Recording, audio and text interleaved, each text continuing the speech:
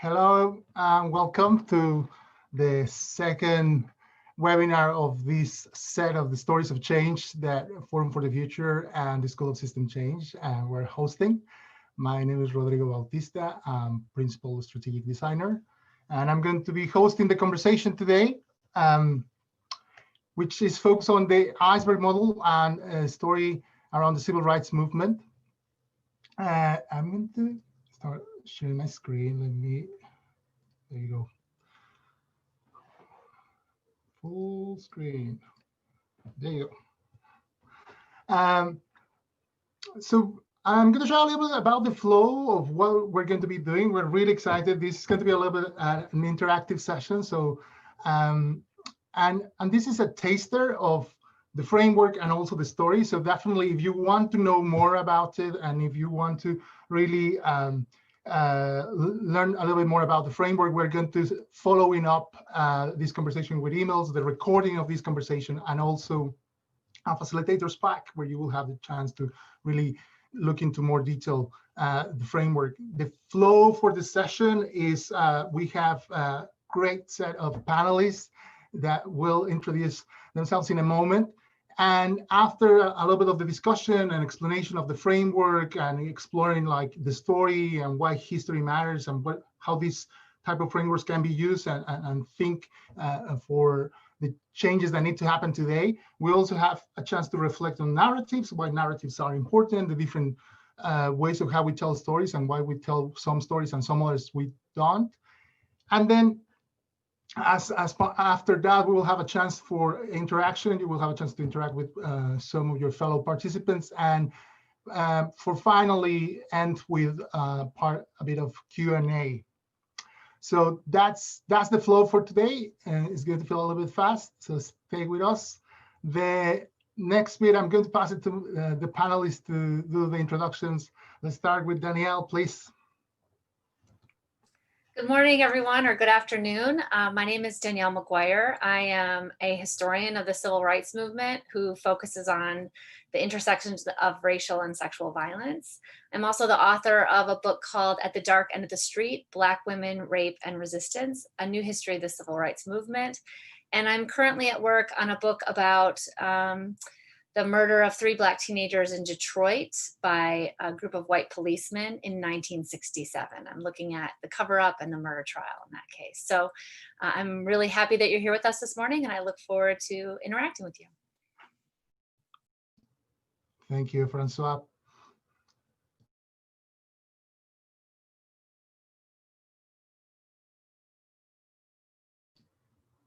Francoise, we cannot hear you. I knew I'd be the first one to make some kind of technological mistake, sorry. I'm Francoise Hamlin. I am an associate professor in Africana Studies and History at Brown. I'm originally from the UK. I became a historian of race in America after spending a year in high school as an exchange student in Clarksdale, Mississippi. So my first book, which was published in 2012, is Crossroads at Clarksdale, and it brought me full circle as it's about the place where I spent that year and where I began my intellectual journey, trying to understand what happened there. And my work since then has revolved around central questions about epistemology, how we know what we know, and the importance of history through the lens of African-American history in particular. I've co-edited a book on African-American writing on war and citizenship and patriotism through military participation from the colonial period to the present. And I'm working on a co-edited book that finds the links of continuity between the mass civil rights movement and the current Black Lives Matter movement. And my current book project focuses on trauma through the lens of children and youth activists during the mass civil rights movement. I really want to thank the organizers of this webinar for the invitation to join you today. And I know this will yield a lot of food for thought. Thanks. Francois, Garrett, please. Hi, I'm Garrett Stringer from Glider, who are the visual storytelling team behind the series. Glider is a conceptual studio working in human futures and transformation. We use language and story for human as vehicles for human connection and conversation around big issues shaping society and our future. We're excited to be here today and to be part of what is a really timely conversation. This framework and story shine a really important light on kind of the movement behind the moment. And while it's an aspiring story of change, it also reminds us of the enormous challenge that still remains in dismantling centuries of systemic racism. Thank you, Garrett. Great, that's the fabulous panel we have today. And before to jump into the discussion, just to tell you a little bit more about frameworks and why we use frameworks at Forum. And really, we see frameworks as a tool to understand complexity, a tool that can help us to see the interconnectedness, and also that visual elements, that structured conversations that really help for everyone, whatever they're thinking in their brains, to start to see a common picture, and really help to concentrate things that matter to us, that when we're designing change interventions and from a change perspective. That's why we use frameworks at Forum. And the previous one was the multi-level perspective. This one is the Iceberg Model. And as you think about from a very nature element, like, it's really natural to understand the framework from the angle of what we can see above the water. That's the event. And this framework has, as we are using the model, has 4 different levels.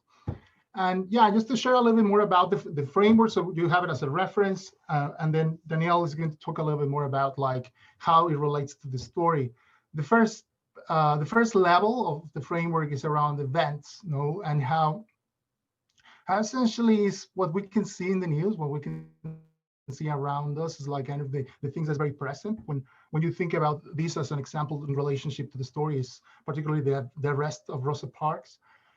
And then as you go on there and you start to go to the second level, which is around patterns, and how patterns are trends and some of the flows and cycles that are repeating. And in that particular story is like we see a lot of the abusive behavior from white folks towards people of color, like really sexual abuse that was happening among many different inequities that were repeated sets of behaviors.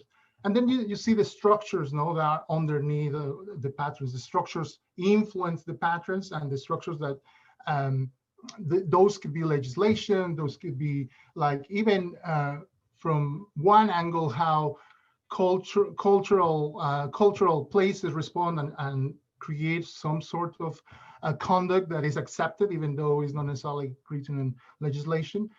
And so those count as social structures. An example for the structures would be in the video how segregation was part of the legislation. It was written down.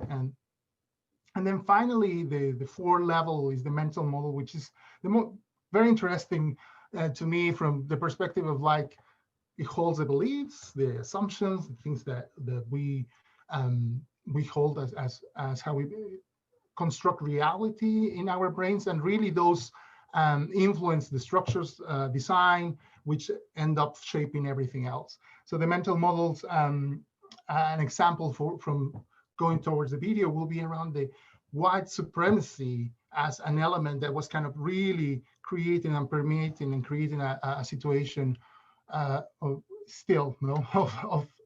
tremendous issues.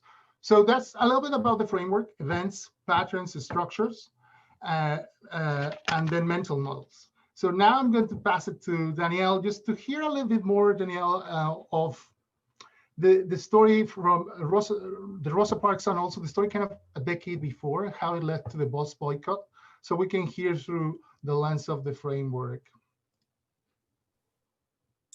Great. So I think that the Rosa Parks narrative is really one of the best stories we could have chosen for this kind of a model, because so many people are familiar with the arrest of Rosa Parks and her role in the 1955 Montgomery bus boycott.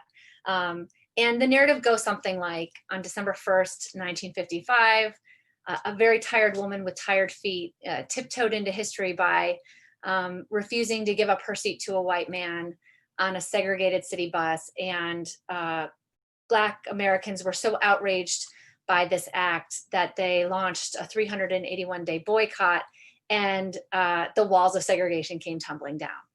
In the process, of course, they elevated this incredible orator and skilled organizer, Dr. Martin Luther King Jr.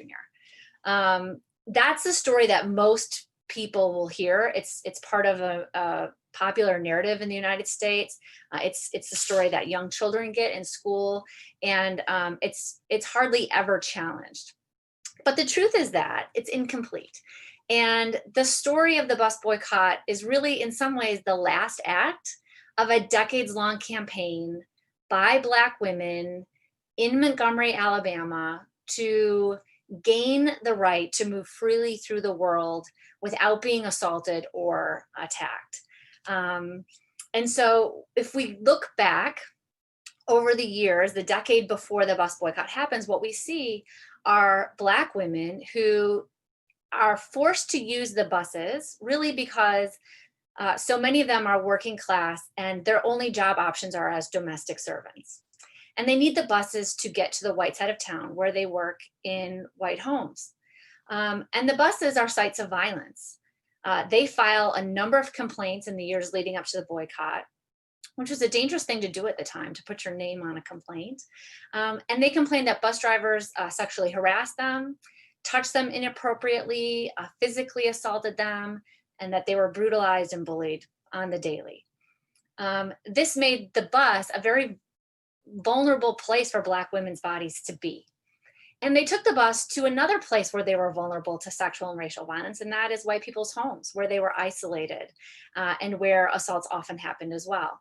So Black women complained about this. They started organizing. There were a number of mini boycotts, even individual boycotts.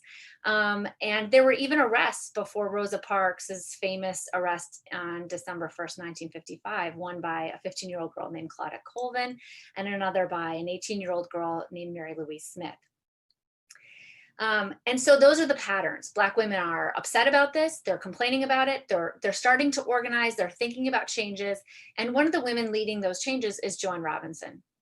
She's a middle-class Black woman, a professor in Montgomery, and she's saying, hey, what can we do about this that's bigger, right? She actually threatens to boycott the buses after a Supreme Court decision, the Brown versus Board of Education decision in 1954, so a year before the bus boycott. But even before that, when we look at other patterns, what we see is Rosa Parks as a radical activist. Rosa Parks grew up in the Garvey movement. Her grandfather was an adherent or a fan of Marcus Garvey, who was a Black nationalist. She married Raymond Parks, a man who was known to carry a pistol in his pocket and who was actively involved in voter registration campaigns and who was organizing with other African Americans in Alabama to protect the Scottsboro Boys, a group of young Black men who were falsely accused of rape of a white woman. And in 1943, she joined the Montgomery chapter of the NAACP after trying and failing to register to vote.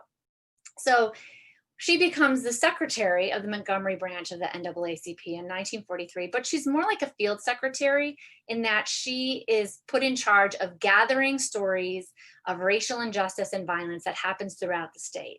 This really makes her someone that everyone can talk to, who can be trusted with sensitive information. And she puts her in touch with a network of radical Black activists throughout Alabama and the rest of the United States, and makes her one of the most connected Black activists in the country. She actually cuts her political teeth organizing a campaign to defend a Black woman, Recy Taylor, who was raped by a group of white men in 1944. That campaign lays the structural foundation and infrastructure for the Montgomery bus boycott and other campaigns that African Americans will call on again and again and again. So those are the patterns. The structures that we see are much larger, and we zoom out and we see, for example, World War II and the Cold War. The United States is engaged in a war for democracy during World War II. And during the Cold War, the United States is proclaiming to be a beacon of light for freedom and equality and democracy. Well, it's hard to do that when you also have a system of segregation and apartheid that you're upholding and enforcing in the United States. So African Americans see that as a political opportunity, and they use World War II and the rhetoric of democracy and the Cold War to open up a political wedge, to sort of force the United States to be true to its word, right? If you're going to protect democracy abroad, why can't we protect it at home? So they launch a campaign called the Double V, Victory at Home, Victory Abroad. And they also really work to get people to vote. Now, you can't vote in the South at the time. That's not even possible until at the very early stages, 1965. And so you see a mass migration of African Americans. Millions of African Americans move to the North and to the West, fundamentally shifting the electoral politics of the United States and really causing major changes in our primary political parties. In the North, Black people can vote, they can exert pressure, they can lobby, and they start to have an influence on the federal government, which they see as the only power that can really take down the structures of segregation. So those are kind of the bigger structures that are happening in this process. When you start to look at mental models, you know, fundamentally, the struggle for Black freedom is rooted in and calls on deeper lessons that we find in a Judeo-Christian tradition, in the Old Testament, ideas about freedom, equality, and ideas that are actually rooted in our founding documents, the Declaration of Independence, the Constitution, the Bill of Rights, right? And African Americans basically say, America, be true to your promise. Be who you say you are, and let's use these traditions to actually be better, right? And it's those mental models that animate almost all of the movements for freedom from the founding of the United States until the present. Embedded in those mental models, or those founding documents rather, are similar or other mental models that are the opposite. You know, embedded in the Constitution are ideas about slavery and how to protect it. Embedded in the Constitution are ideas about patriarchy, are ideas about hierarchy, social and economic hierarchies. So it's those same documents and traditions and founding principles that are upholding systems of white supremacy and oppression. And so in some ways, the struggle for freedom and the fight against freedom are rooted in these same philosophical and founding documents, but that's part of the reason why we're battling all the time, because at root, our country is founded in a contradiction. Home of the slave, land of the free, right? It doesn't quite work. And we're still struggling with that primary and philosophical contradiction at the root of our founding. So this is a great story for this iceberg model. You can see from the very beginning, the story of Rosa Parks' arrest is incomplete. And when we dig in further, we see it's part of a very long-standing movement rooted in organizations that are taking advantage of bigger structures and long-standing patterns and fundamental beliefs in mental models all the way down at the bottom. Thank you, Danielle, for that. Great. And just now to pass it to Francoise, why does history matter, Francoise? Help us a little bit more to kind of connect that. What can we learn? And especially this year, that has been crucial, from the killing of George Floyd to all the social unrest that's happening in this country, but also to the wider movement with Black Lives Matter. So help us a little bit to reflect around that. Okay, so, what I'm interested in doing here is pushing the focus a little wider to ask this question, why does history matter? And Danielle showed you what happens when you look beyond the woman on a bus, right? But when you ask different questions, that yields patterns and more interesting answers and results. So when we know history, we can see the patterns. We can see the previous arrests on public transportation, not just in Montgomery, right? That year or even the decade before, but throughout the South and even some northern cities that promoted segregation, even as they pointed to the South as a source of all evil, right? So what does that do in itself? What does that tell you? It tells you that segregation and racism is national, not regional. So that's one of the ways in which we can kind of undo some of that. Now, boycotts in themselves are economic protests against discrimination, but they don't start after World War II. Right? It becomes clear to public transportation users that their fares keep companies in business, and that choosing to withhold their money is in itself a political act. And perhaps a safer form of protest, right? Because it's not about marching, it's not about direct confrontation. You're simply withdrawing your own body and your money from the situation. When you understand history, you see these patterns. Folks understanding their value, understanding what they can do wherever they are at whatever point in time, and making decisions for themselves and their families that make sense, all the while trying to maintain their humanity amidst a culture and society that purposefully dehumanizes them through the system of racial segregation and discrimination that Danielle pointed to just now. So Montgomery itself has a boycott in 1900, right? And after another one in Mobile, Alabama in 1902, the Alabama legislature imposes a law in 1903 that criminalized protests or the organization of protests. It's little against what, again, that contradiction, right? That's not how this country was founded. But this is a law that the city invoked in 1956 against the bus boycotters in Montgomery that leads to the arrest of Martin Luther King Jr. and many other local leaders. And we get all of those wonderful photographs that show that. So I'm borrowing here from the work of Blair Kelly, who wrote this amazing book about boycotts, and it works so well with Danielle's book. So to think about it, Black people understood the power of boycotts, so much so that in 1903, white people also understood the power of the boycotts and sought to control these protests, right? This is a serious challenge to the status quo, to the actual system. Black organizational life and organizing existed long before the mass movement for civil rights, typically dated as post-World War II. Black folks organized locally to improve their lives all the time, even when we don't hear about it. So these big moments that capture national attention belie the smaller acts that lay the foundation, right? These are the parts, this is the bulk of what's underneath the water. Black folks might not leave records of their protest, yet we have a law created in 1903 that spells out why the state thought that protest was dangerous, right? And so that in itself gives you a sense of what's at stake. This is structural. This shows us who designs the system, how it works, and for whom it works. It shows us that the system worked as it's designed. A structure of racism and discrimination is the status quo. So much so that it's normalized in 2020. So the vice president can declare that systemic racism doesn't exist. For him, the system is not broken. The system is working as designed. It worked in 1903, it's working in 1955, it's working now in 2020. Protests show the system for what it is. It shows how the system works to right itself and who's doing that work. Understanding history means seeing these patterns, seeing the pendulum counterswing. And so we shouldn't be surprised that fascism is making a comeback. This is not new.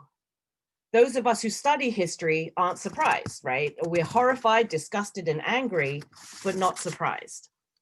Understanding history means realizing that despite Rosa Parks, despite Dr. King, and the thousands of men and women who organized and protest, and despite even President Barack Obama, the election of an openly racist misogynist is the system working as designed to right itself.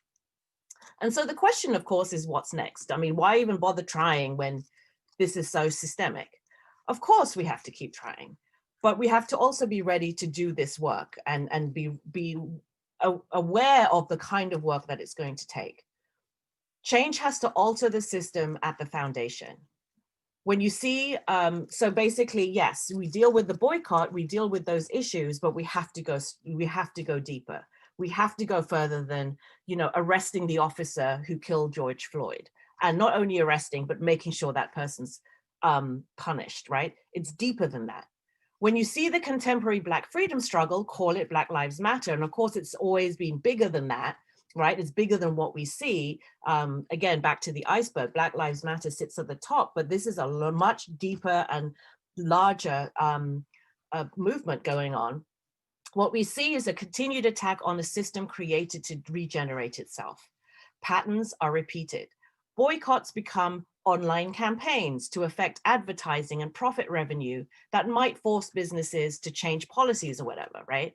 The technological advancements have enabled more documentation of the system protecting itself, right? So what we're seeing is this protection carried out often by police officers, protected by prosecutors, and then the judicial system. But the system is still prevailing. Just as Eugene Bull Connor, the police commissioner who set fire hoses and dogs on children protesting in Birmingham in 1963, he never faced prosecution for what he did. We no longer have segregated public transport, but the transportation system no longer has the same levels of funding or maintenance that it once had. This is not an accident. Who uses the system? Just like Brown v. Board of Education, the landmark 1954 Supreme Court decision was meant to desegregate public schools. We now have defunded schools and a system of funding that makes sure that the resources remain unequally distributed, yielding uneven educational opportunities. This is also not an accident or a coincidence. The Equal Rights Amendment never passed because this would change the system at its core. The Supreme Court decisions and legislations can be undone, overturned, watered down, unenforced, ignored, and we've seen that happen. Laws and court cases are only as potent as those who enforce them, which is why every election matters, everyone. Understanding history and why it matters forces us then to think about the long-term permanent effects of our actions and activities, not just the immediate solving of a problem or of a crisis.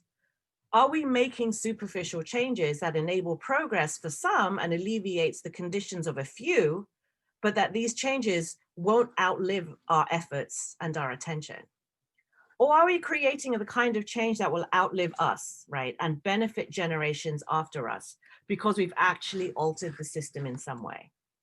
So I'm going to offer you some points to think about, right? The system is working as it's designed. So what do we do? Understanding history enables us to see how the system works, how it has corrected itself over time, yet how ordinary people still find ways to assert their humanity and live in the system designed to exclude them. Understanding history enables us to see below the surface and think more deeply about how we should design responses to create a society that outlives our efforts. 5 minutes is so insufficient for this. So the goal was to give you more food for thought. And so I hope my comments have been useful.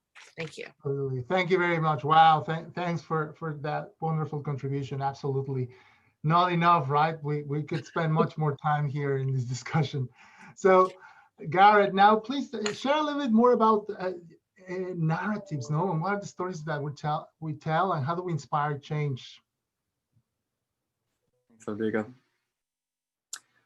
Conversation and story are really the shared language, yes, of our species. They're how we connect and empathize with each other and how we make sense of our history, of our lived reality, and of our shared future. Stories shape our perception for good and bad of the world we live in. Good stories can draw us in, can stir our minds, lift our spirits, open our hearts. They can help us understand who we are and who we aspire to be. And in an era of social media fueled polarization, they can also connect us at a more essential human level and remind us of a greater purpose, evoke emotion and empathy for the other. Visual, spoken, and written language are all tools for communicating new ideas, sparking conversation, shaping behavior, and inspiring action. And they can paint a picture of what's possible, and importantly to show us that there is another way. I think it feels more critical than ever to tell stories of change, specifically stories that counter some of the negative narratives with ones of hope and optimism, but not of a naive and unknowing kind. Stories that really wake us up to the real reality, that reveal the fuller truth, that embrace challenge and complexity, and that deepen our understanding of ourselves and others.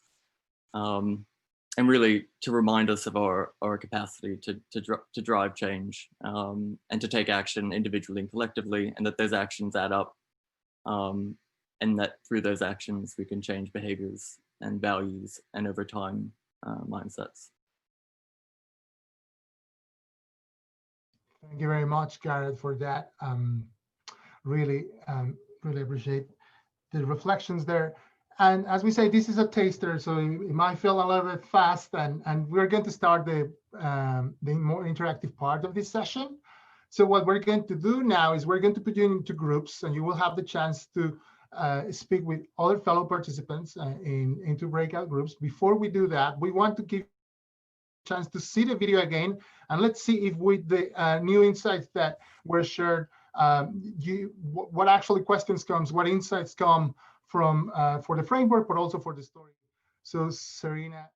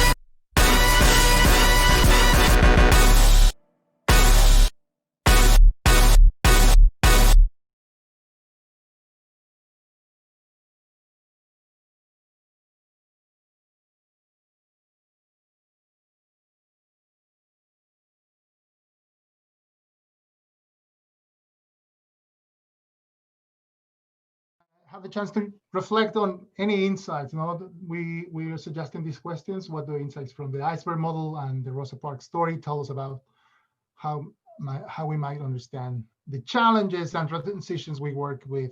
So you will have 10 minutes to discuss in your groups, and then come back and we will have a chance for Q&A and share insights together.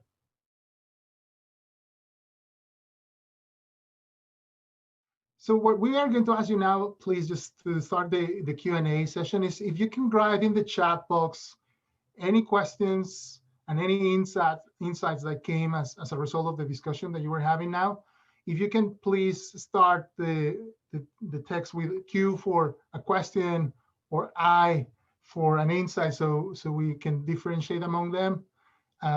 So please go ahead and start the chat, so we will start to comment on it. Yes, thanks, Irina, for specifying that.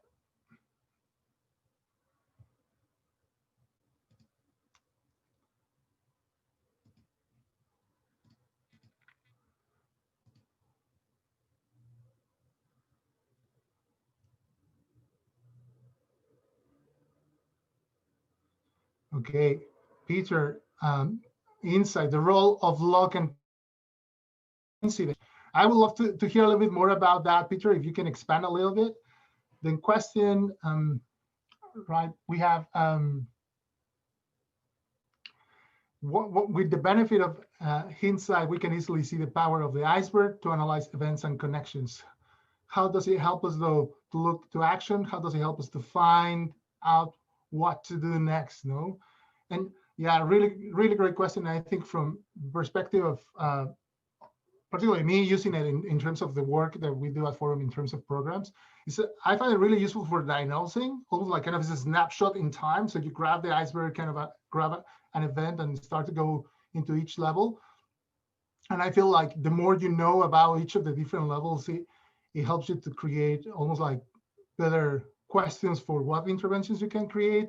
Do you need to actually tackle all the levels, or do you focus on one? Who do you need to collaborate for each of the levels? So that's a little bit of that one. Then we have, it's moving really fast, great. So our group felt that the Iceberg model helped to provide a framework with a holistic view that provide deeper understanding of the issues. Great, yeah. Then the next one from June, how do we work on mental models of separation? And here are why. Yeah, no, I think the mental model question, June, I can see. Yeah, great question. And I think also it just makes me think like also about how do you really influence those? No? How do you influence a mental model? I almost think like there is no like magic wand and you create the aha moments and that happens, and almost like you have to complement the right and left side of the brain. Is not just about presenting an argument. How are you creating culture, the importance of the videos, art, and other elements that really kind of carry a way for you to think one way and then another way eventually after. I'm trying to think, when was the last time I changed how I was thinking, and I think it took like time, right? Like it was a process.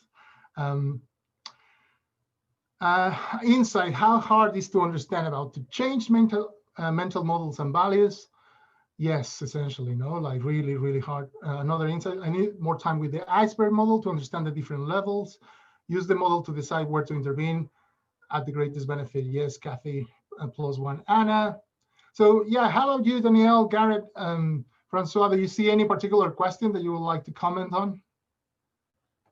There seems to be a lot of questions about, okay, so we know this history, we know, you know, like an acceptance of the facts and what we said, but like now what, right? So assistance in processing it and figuring out how to do it, right? How to actually change. And I think that's going to take more than the next 20 minutes, but that's something I don't know, maybe, I don't know, Garrett and Danielle, is that something that you'd like to tackle? Because that seems to be sort of where this is going. It's like, you know, as activists, as people who want to actually have change, how do you do it so that it actually does make a difference, right? One of the things that I think is interesting that touches on, I think June's question was, you know, African Americans who were fighting for freedom called on the same ideals, the same mental models that white supremacists were using to uphold segregation and inequality. They called on the same models, but change the meaning or broaden the meaning, redefined it. So during World War II, the United States is fighting a war for democracy. Now African Americans said, well, what about in Mississippi, right? If we're the beacon of light to the world, then can we shine some down here? And it found the contradictions inherent in some of these mental and structural models, and then work to exploit those contradictions. The Iceberg model might also help us see the way activists have seen openings, cracks, wedges that they can then pry open to create political opportunity. So one of the things that African Americans were able to do, the NAACP really, is they understood they had a Supreme Court decision, Plessy v. Ferguson, that said separate, but separate is equal, right? As long as it's separate, it's equal. And the NAACP said, well, okay, well, let's attack that. We can't just go and say separate is unconstitutional. What we can do is say, we'll make separate equal. And most of the places that had created segregated systems were not actually equal. So they sort of called on the government to enforce Plessy v. Ferguson, an 1896 decision. And that's how they broke segregation by 1954. But it took decades. And it wasn't even 1954, right? I mean, we're still dealing with this, right? So 1954 happens, but most schools don't desegregate ever, right? They just go the other way, and that's what my comment on the defunding. So again, these Supreme Court decisions are good, but they're not enough. It has to be constitutional changes, which means amendments. And as someone who comes from England, sort of the way we fund education in England compared to here, the funding of education is sort of the root. That was one of the questions actually that pop up. It's like, it's so interesting because I think the story and the framework create different routes, to explore. There was a question around, so maybe off topic, interested about segregated schools, the defunded schools. Could we point out in any direction to read further on these? Thank you. So also we have another element about what about hidden mental models? And I love that question because in a way, I feel like one of the things that the iceberg helps is to help you to kind of articulate the mental model and try to bring it to the surface, what is kind of behind and hidden, and really kind of see it there for what it is, and really start to ask the questions, things that influence our mental models.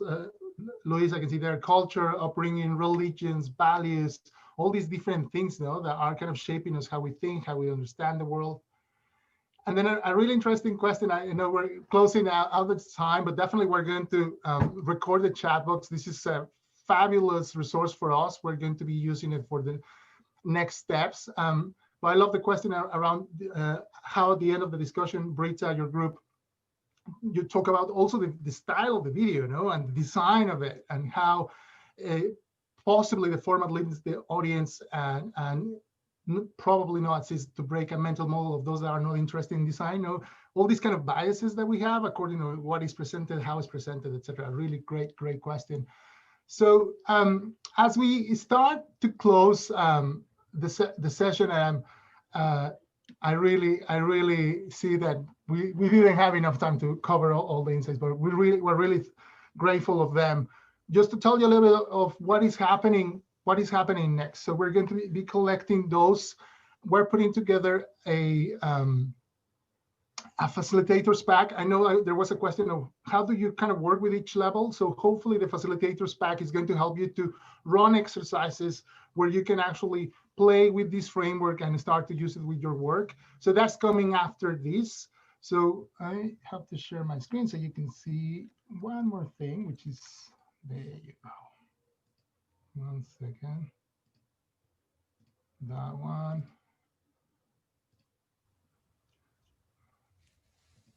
There. Excellent. So yeah, check for that. That one is coming. That one is after this. Also, it will have the recording of this session. And then as a follow-up for that, we are also going to have the next webinar is coming on a couple of weeks, October 27, hosted by my colleague Laura Wynn. around regenerative model, creating resilient communities in Mexico City, where I'm originally from. So I'm really excited about that one. And I will say the final call to action is we're curating a set of different frameworks and different stories, and we will love to collaborate with you. So if you would like to feature with the next framework and the next story that we want to create, we're really looking to start to develop that set in the following months and years. So definitely reach out to us. You can see there the link for that. And stay tuned, and thank you very much. Thank you to our panelists for joining for this session, and thank you all the participants.